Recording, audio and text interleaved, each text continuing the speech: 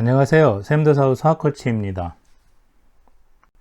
이번 시간에는 왜 수학학습을 놀이로 하는지, 놀이를 통한 수학학습에 대해서 살펴보고 0부터 9까지 숫자 10개가 모두 있는 주사위인 원형주사위와 숫자 카드로 약 한 20여 개 수학 게임을 해볼 수가 있는데, 그 중에서 이제 유아 초등학생이 아주 좋아하고 또 많은 분들이 감탄하고 학습효과 또한 뛰어난 도깨비 손놀이와 시계놀이를 중심으로 9가지 정도 수학게임을 살펴볼 겁니다.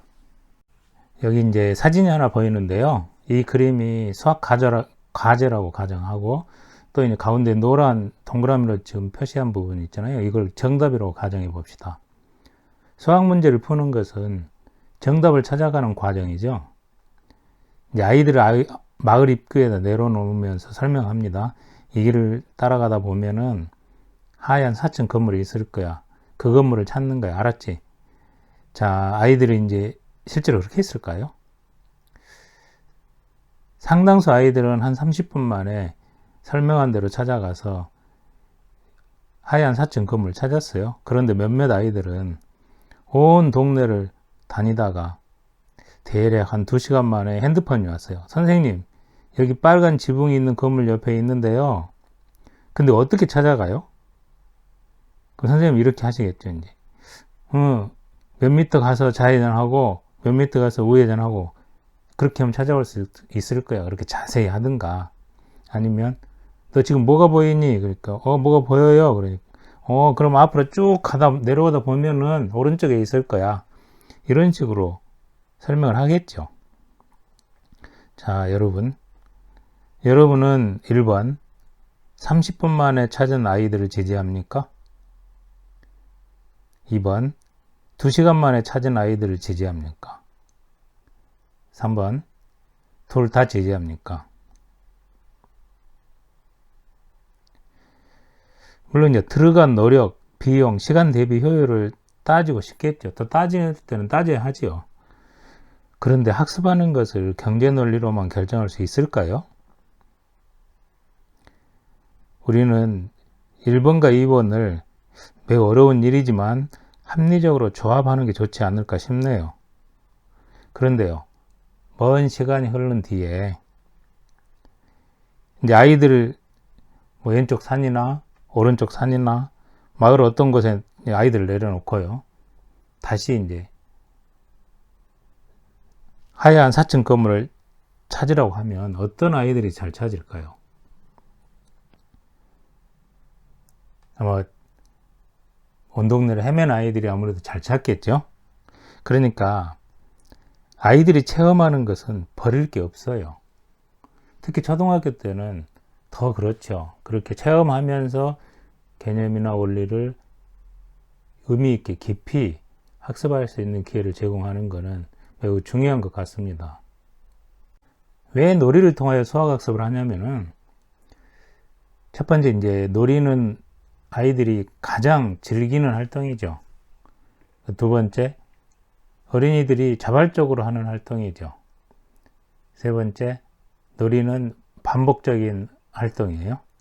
그러니까 아이들이 스스로 반복적으로 즐기면서 능수능란해지는 거죠. 즉, 기억하고 유창해진다. 네 번째, 이제 놀이는 다양한 경험을 포함하는 활동이다. 즉, 통합적이다. 그 말이죠. 다섯 번째, 놀이는 체험적이다.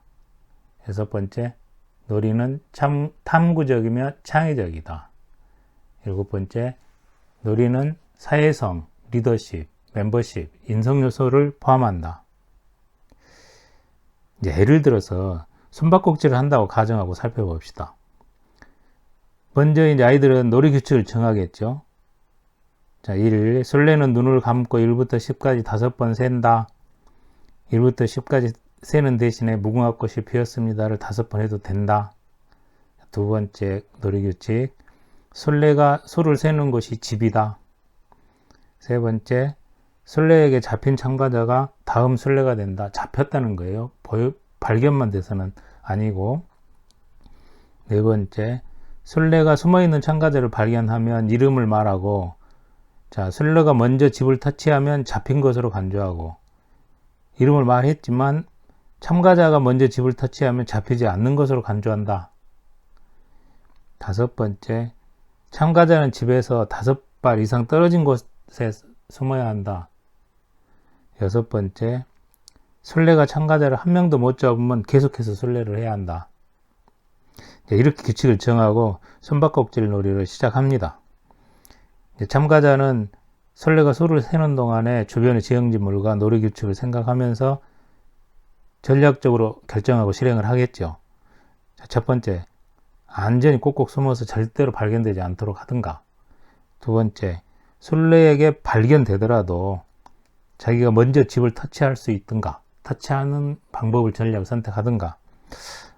근데 술래가 달리기를 워낙 잘하니까 그러면 다른 방법은 이런 식으로 이제 순식간에 그 짧은 시간에 전략적 판단을 한단 말이에요.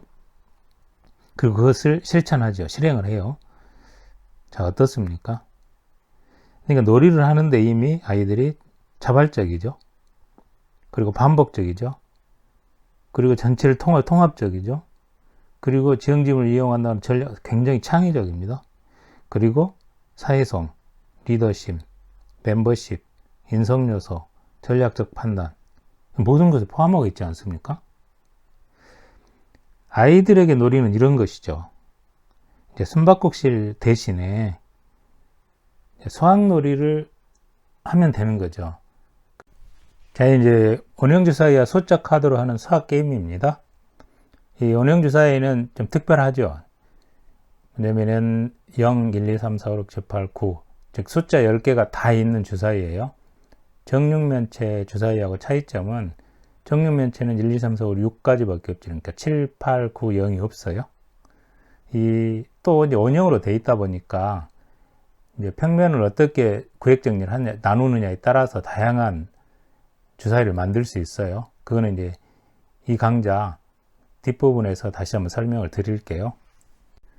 총 한 20가지 넘는 수학 게임을 원형 주사위와 그 숫자 카드로 할 수 있는데 애들이 가장 재밌어하고 또 학습 효과가 뛰어난 도깨비 수놀이하고 도깨비 시계놀이를 중심으로 한 7, 8개, 아니면 9개 정도 오늘 소개를 할 텐데요.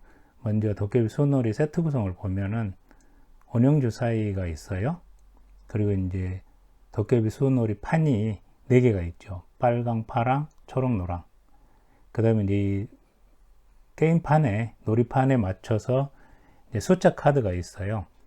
이제 파란색 0부터 10까지 각 2개씩, 그다음 빨간색 0부터 10까지 각각 2개씩, 뭐 초록색, 노란색 마찬가지로 그것도 0부터 10까지 각각 2개씩.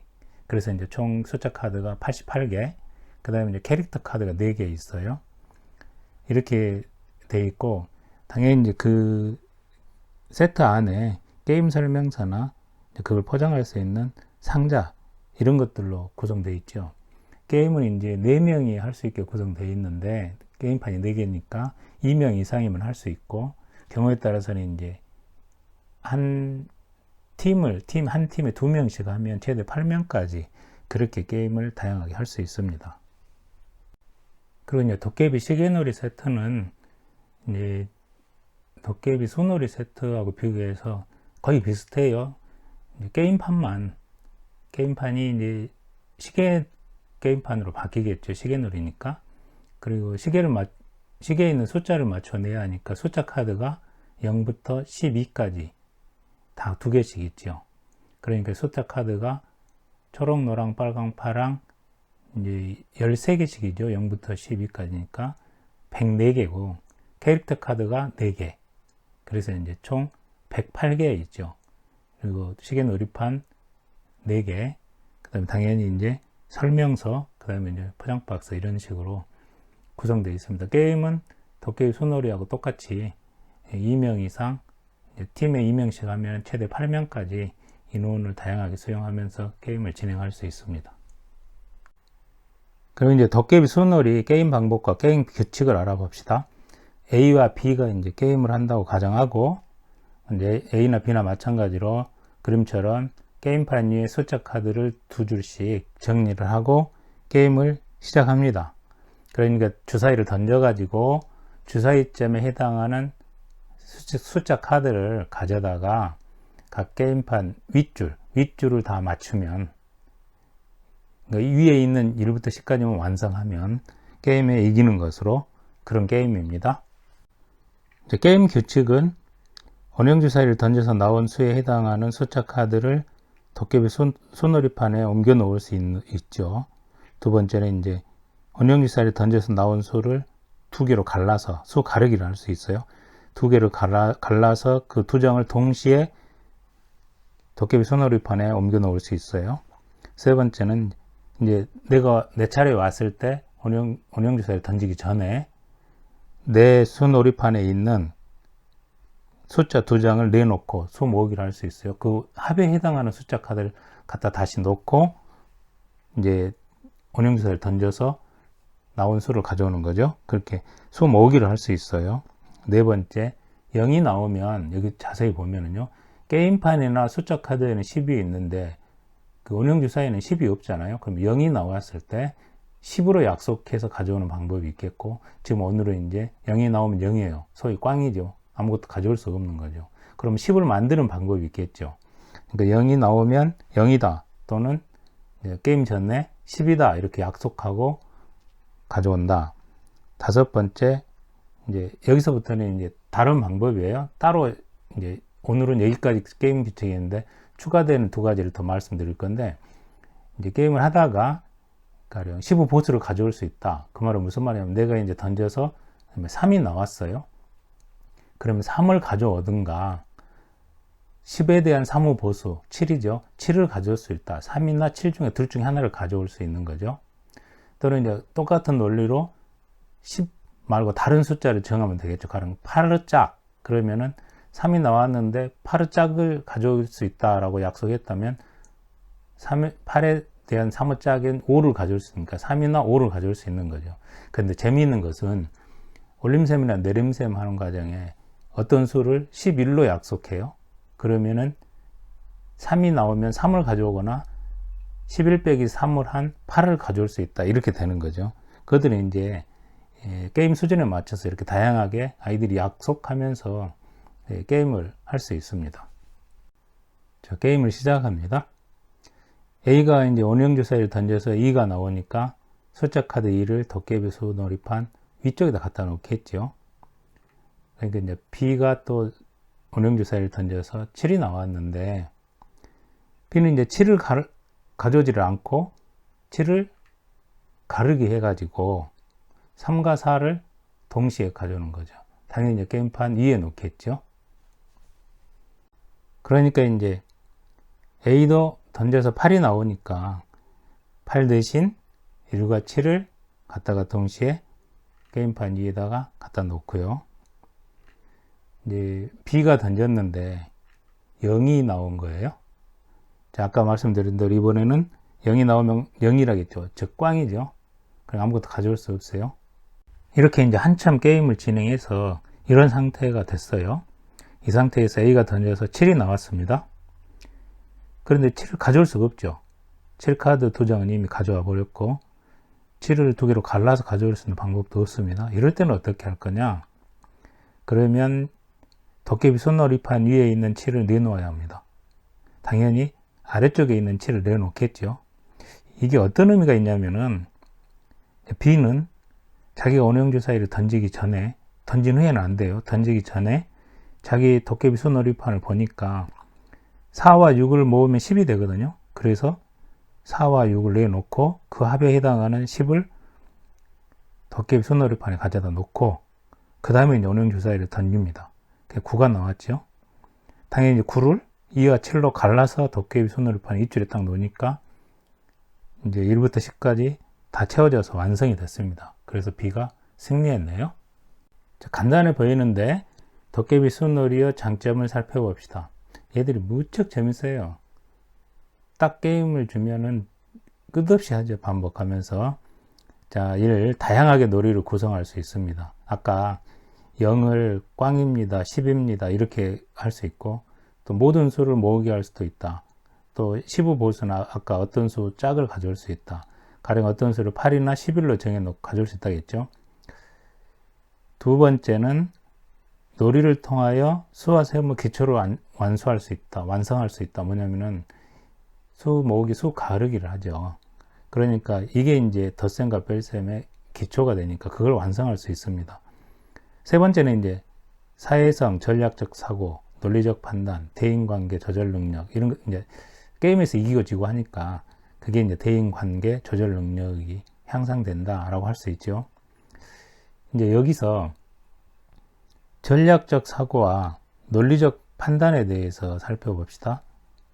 숫자 카드와 놀이판에는 10이 있는데 원형주사에는 10이 없다 했죠. 그래서 이제 10을 반드시 수 모으기로 해 만들어야 돼요. 가령 이제 내 놀이판에 아래쪽에 이제 6이 있어요. 그럼 주사위를 던져서 5가 나왔다면 2와 3으로 가를 수도 있고 1과 4로 갈라서 가져올 수도 있겠죠. 그런데 이제 판단을 한다면 1과 4를 가져오겠죠. 왜냐면 6을 10으로 만드는데 4가 필요하니까. 그런 판단들을 논리적으로 전략적으로 하는 것이 게임 속에 포함되어 있다는 거죠. 네 번째는 수 감각 능력과 수 분해 조합 능력이 향상된다. 다섯 번째는 자기 주도성이 향상한다. 자기 주도성이 향상한다. 여기 보면은 주사위를 직접 자기가 던져서 수를 생성하죠. 그리고 이제 그 수를 가져올 때 다음 과정을 예측을 해서 가져올지, 가르기 할지, 가르기는 또 어떻게 할지 그것을 스스로 논리적으로 생각하고 결정하고 자기가 행동으로 실천해 하죠. 이런 것들이 게임하는 과정에서 자기 주도성이 향상한다 할 수 있겠죠. 자, 이제 도깨비 시계놀이에 대해서 알아봅시다. 도깨비 수놀이하고 비교하면 시계로 완성하는 게임이니까 이제 숫자 카드가 11과 10이 더 있겠죠. 두 장씩. 그 다음에 놀이판이 도깨비 시계 놀이판으로 바뀌어요. 놀이 방법이나 게임 규칙은 도깨비 수놀이와 똑같아요. 다만 이제 주사위점을 이제 던져서 0이 나왔을 때 숫자 카드 12를 가져올 수 있다. 시계 특성하고 맞잖아요. 12시, 0시 그렇게 하니까. 그러니까 0이 나오면 12카드를 가져올 수 있다고 약속하는 거죠. 이렇게 게임을 해서 위에 있는 시계판을 먼저 완성하면 이기는 겁니다.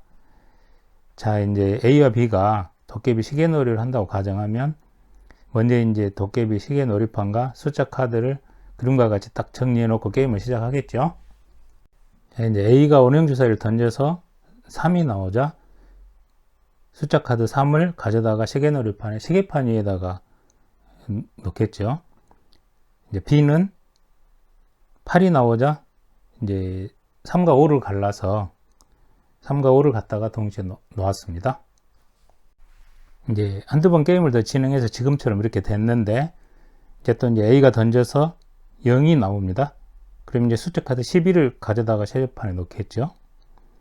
이제 그렇게 약속했으니까 B는 던졌더니 9가 나오자 자기 도깨비 수놀이판 아래쪽에 보니까 7이 있어요. 그러니까 7을 10으로 만들려면 5가 필요하잖아요. 그래서 이제 9를 5와 4로 갈라서 4는 시계판에 5는 아래쪽에 갖다 놓겠죠.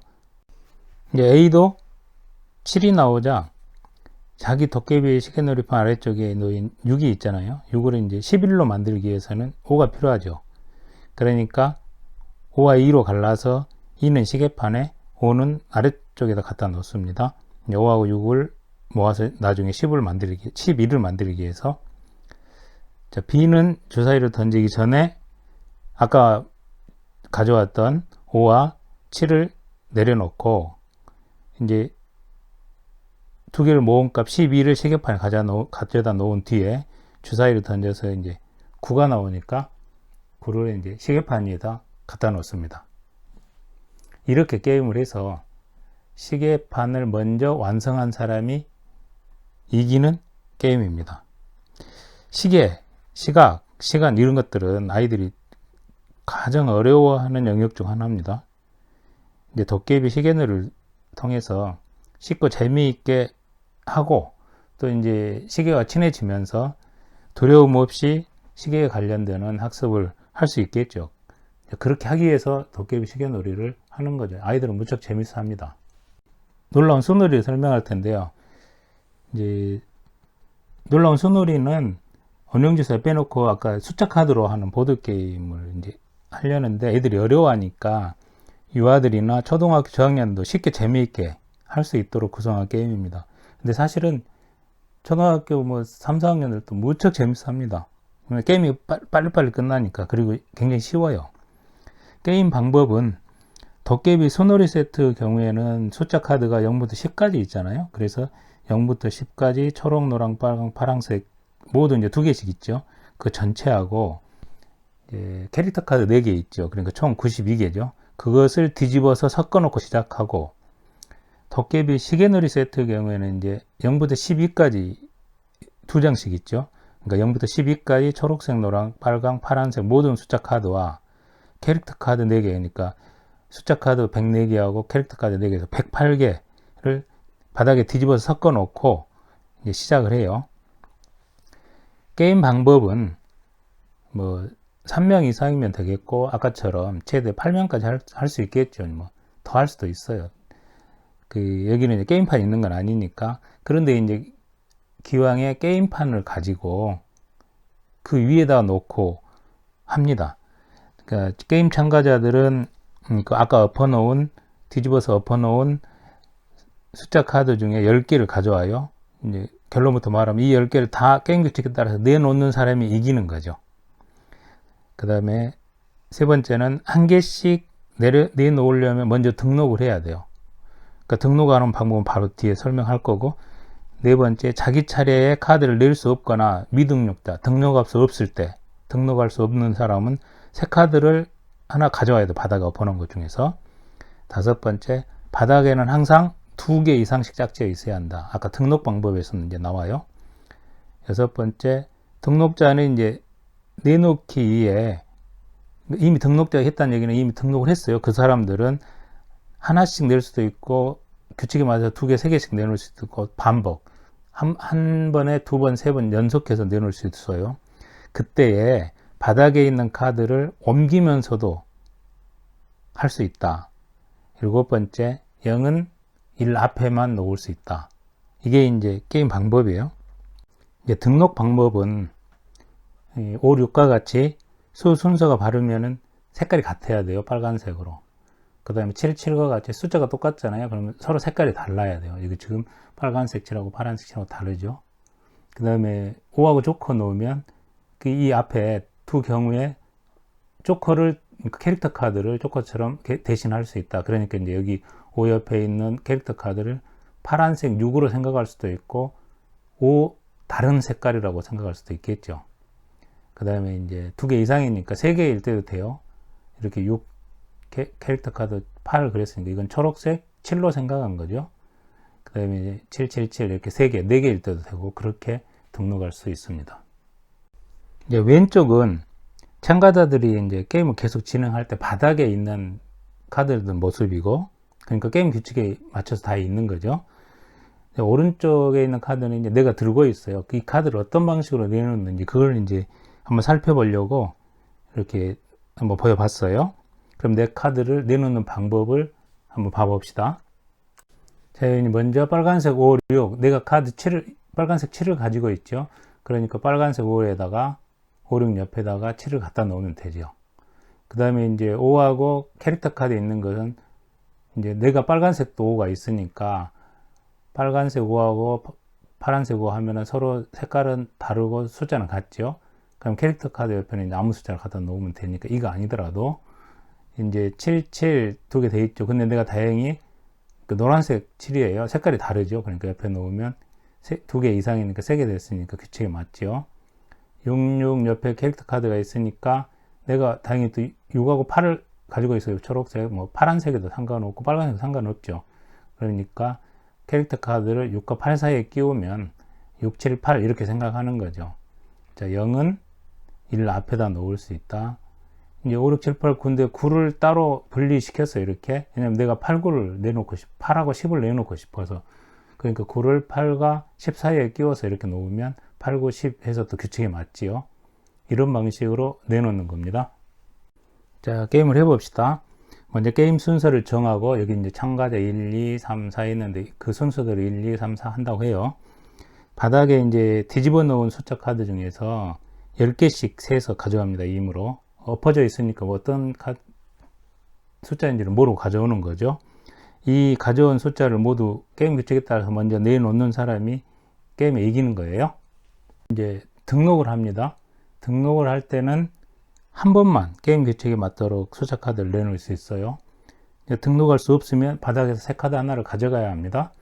참가자 1이 빨간색 3, 4, 5 등록됐죠.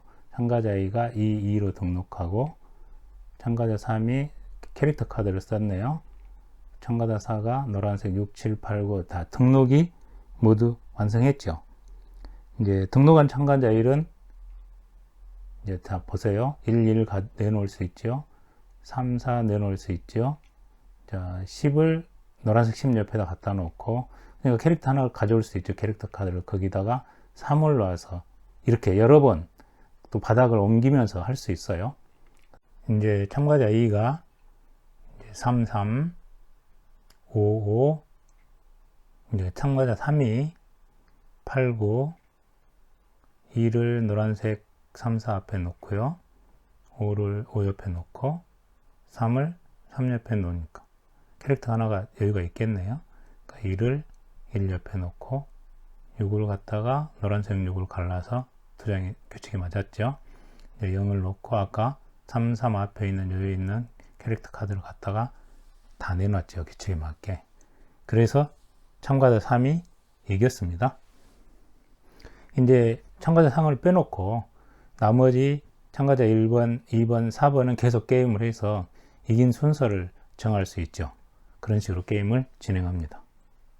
숫자 카드라는 보드게임은 그 놀라운 수놀이와 게임 방법이나 규칙은 같아요.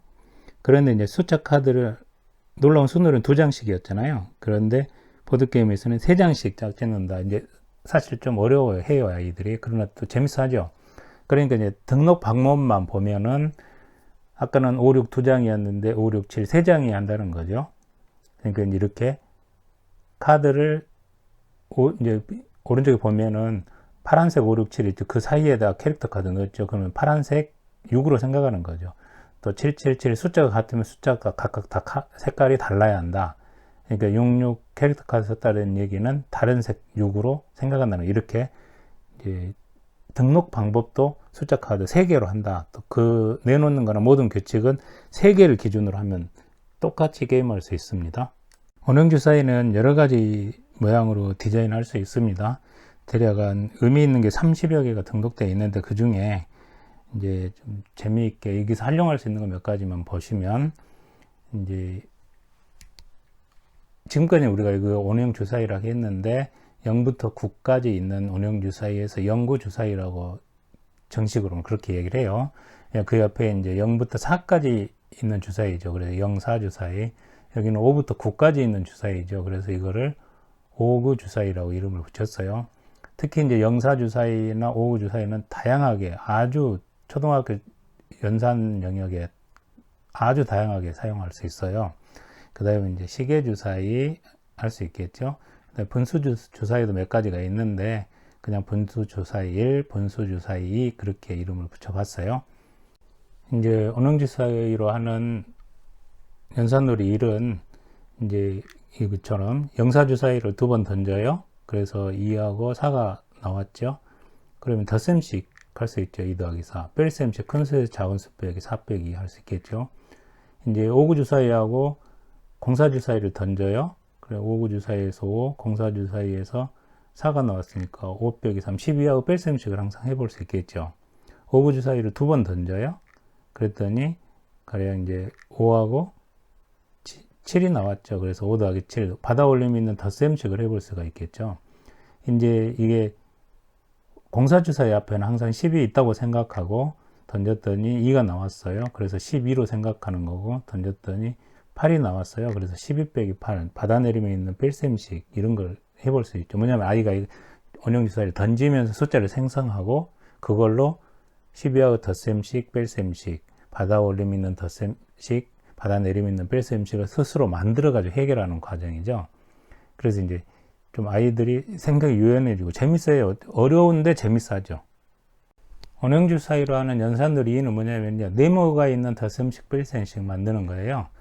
첫 번째는 뭐냐면 이제 원형주 사이를 던졌더니 7이 나왔어요. 그러면 이제 주어진 수는 11로 해놨죠. 12로 할 수도 있고 13으로 할 수도 있죠. 그러니까 이제 공구주사위를 던지든 오구주사위를 던져서 7이 나왔어요. 그러면 거기다 놓고 네모를 해놓고 그 네모를 찾는 거죠.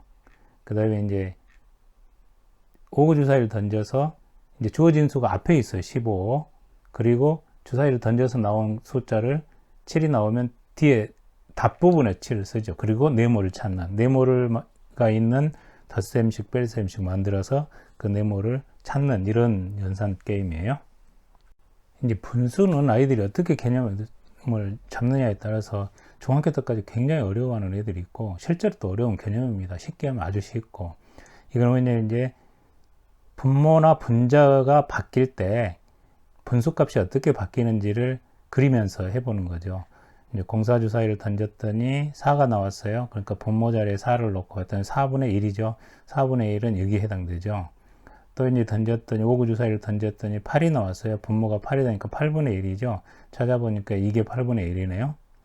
또 이제 공사주사위를 던졌더니 2가 나왔어요. 그러니까 분자의 자리에 쓰니까 6분의 2가 됐죠.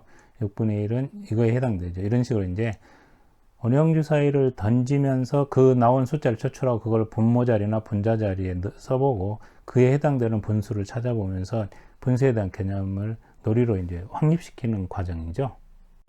이 단위분수로 세기 이 활동인데요. 이거는 이제 분모가 같은 분수의 덧셈, 뺄셈의 기초를 확립하는 거죠. 예를 들어 던졌더니 공사주사위를 던 3이 나오니까 분자 자리에 3을 쓰니까 4분의 3은 4분의 1이 3개입니다. 이렇게 세보는 거죠. 또 던졌더니 4가 나왔어요. 그래서 5분의 4죠. 4 분자 자리에 쓰니까 5분의 4는 5분의 1이 4개입니다. 이렇게 그렇게 하는 거죠. 이거는 이제 그 과정을 통해서 단위 분수로 세우면서 예를 들어서 이렇게 4분의 1 그러니까 이제 4분의 3이 됐는데 2개 더하니까 4분의 1이 3개가 된 거죠. 그러니까 4분의 2는 4분의 1이 2개고 4분의 1은 4분의 1이 1개니까 결국 4분의 1 2개하고 4분의 1 1개를 더하니까 4분의 1이 3개가 되는 거죠. 이렇게 덧셈 뺄셈을 단위 분수로 세기를 해보면 아주 쉽게 할 수 있습니다.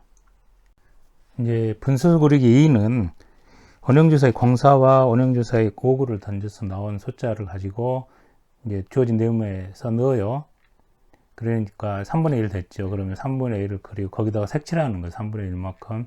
예를 들어서 이제 12의 이제 6분의 위에 3을 써요. 3을 쓰면 12의 6분의 3은 얼마인지 그걸 그리는 거죠. 특히 이제 12의 6분의 3을 그리는 활동은 매우 유용해요. 이제 12의 4분의 1을 구하시오. 15, 5분의 1을 구하시오. 애들 참 어려워하거든요. 이런 유형들을. 그런데 이제 분수 그리기 이 활동을 한 후에 하면 이제 활동도 재밌어요. 처음에만 어려워하죠. 쉽게 이해를 하고 이제 아주 재밌게 문제를 해결하죠. 원형주사위와 숫자 카드로 하는 놀이의 장점이 이미 이제 느끼셨겠지만 첫 번째 이제 숫자 10개가 모두 있어서 다양한 수를 생성할 수가 있죠. 또 원형주사위도 다양하게 있고 두 번째는 이제 원형주사위로 놀이하면 재밌게 반복하죠. 놀이로만 느끼면 반복하니까요, 아이들이. 그 다음에 세 번째는 도깨비 수놀이를 하면서 수모으기, 수가르기, 또 사고력, 전략적 판단, 문제 해결 능력 향상. 그러니까 이제 연산의 기초가 확립되죠. 네 번째는 원형주사위로 생성한 수로 도깨비 시계놀이 말하는 거, 시계 만들기 게임이니까 도깨비 시계놀이를 해본 거죠. 그 다음에 놀라운 수놀이를 하면서 수 감각 능력이 향상된다. 방금 전에 했던 분수 그리기, 단위 분수로 세기, 분수 덧셈 뺄셈, 분수 비교 등. 이제 여기는 소개는 안 됐지만 분모가 다른 분수 덧셈 게임, 도넛 만들기 게임이 있어요. 그런 것들이 이제 다양한 분수 활동을 할 수 있다. 원형주사위로 하면은 놀이가 되니까 또 숫자가 다 있으니까 그 초등 수준의 여러 가지 문제들을 놀이로 할 수가 있습니다. 놀이를 통한 수학 개념 이해 과정을 정리하면서 이제 이 강좌를 요약 정리하겠습니다. 놀이를 통한 수학 개념 이해 과정은 먼저 놀이 단계를 거쳐서 의식 단계, 개념 형성 단계, 개념 후 완전 조작 단계, 이제 실용적 단계, 능수능란하게 활용한다는 거죠. 이런 단계를 거치면서 수학 개념이 형성돼요. 이제 놀이 단계에서는 수학 개념이 함유된 자유로운 놀이를 그거는 이제 선생님이 해주는 거죠. 또는 수학 게임이 그걸 의미하죠. 이때 이제 할 때 항상 학습자가 표현한 그대로, 형태 그대로 존중해줘라. 그 다음에 교사에 의해서 강제성이나 어떤 개입하는 것을 최소화시켜라 하는 거고. 의식 단계는 이제 놀이를 잘 하려고 보면, 또는 이기려고 보면은 보다 짜임새 있는 수학적 내용을 내포하는 활동이 요구되는데, 이게 이제 수학 개념을 알아가는 과정에 의식하는, 놀이에서 학습하고자 하는 수학 개념 구조와 닮은 형태를 경험을 하죠. 그러면 이제 점차 개념이 형성되면서 개념 단계에서 동시에 응용할 수 있는 준비가 되는 거죠. 또 수학적 개념과 원리를 능란하게 활용하게 되는 거죠. 왜 이렇게 하냐면은, 놀이는 이제 아이들이 자발적으로 참여하고 반복적으로 활동하면서 한다겠잖아요. 그렇게 해서 기억하고 능란해집니다. 또한 이제 놀이 과정에 개념과 원리를 활용하는 경험을 하면서 개념과 원리에 대해서 깊이 있게 이해하게 됩니다. 나아가 이런 것들이 이제 사고력과 창의성의 튼튼한 기초가 된다고 하겠습니다. 상트엑쥐페리의 글로서 오늘 강좌를 마무리하려고 합니다. 만약 당신이 배 한 척을 만들고 싶으면 사람들을 불러 모아 목재를 가져오게 하고 일을 지시하고 일감을 나누어 주면 될 것이다. 사람들을 불러 모아 목재를 가져오게 하고 일을 지시하고 일감을 나눠 줄 것이 아니라 그들에게 끝없이 망망한 바다에 대한 동경심을 키워줘라. 상트엑쥐페리 얘기예요. 만약 일을 지시하고 일감을 나눠주면 당신이 생각한 배만 나오겠죠? 또 일하는 사람들은 상상하거나 창의력을 발휘하지 않습니다. 그런데 그들에게 끝없이 망망한 바다에 대한 동경심을 키워주면 다양한 배들이 나오겠죠. 그리고 그들은 끝없이 상상하며 창의성을 발휘할 겁니다. 그러면서 역동적으로 살아있음을 느끼겠죠. 수학이 경쟁력입니다. 개인의 경쟁력, 국가의 경쟁력입니다. 수학을 잘하는 아이들이 대부분 공부를 잘하는 아이들이죠. 다음 시간에는 숫자 도미노를 만들어 가지고 연상게임도 해보고 덧셈식, 뺄셈식, 곱셈식 만들기도 해보고 파도 타기도 해보겠습니다. 지금까지 샘드사우 수학코치였습니다. 다음에 봬요.